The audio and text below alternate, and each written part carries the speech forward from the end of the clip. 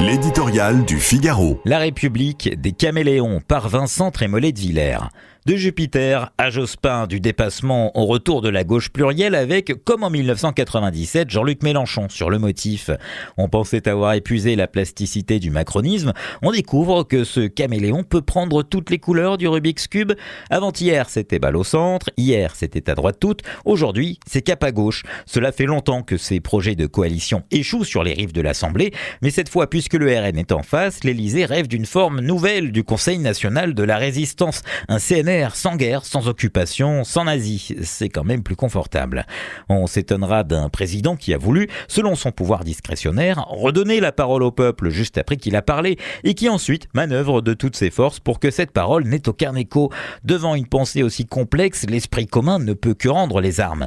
Il lui reste pourtant un peu de lucidité pour s'étonner de l'absence sidérante depuis 3 semaines de la moindre remise en question, de la plus simple réflexion de fond.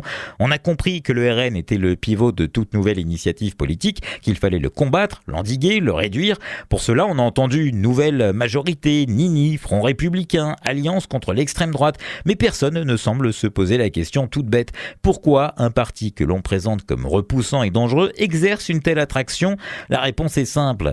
Il est le réceptacle des inquiétudes que nourrissent l'immigration, l'insécurité, le déclassement économique. On aurait pu croire que, dans cette campagne, le président, ses ministres, les prétendants pour 2027 concentreraient toute leur énergie sur ces questions décisives, qu'ils répondraient à cette insurrection civique par un discours de vérité, non pas sur la meilleure façon de faire barrage, mais sur les frontières, l'autorité, l'école, l'islam politique, l'inflation, la dette. Las, les combines emportent tout.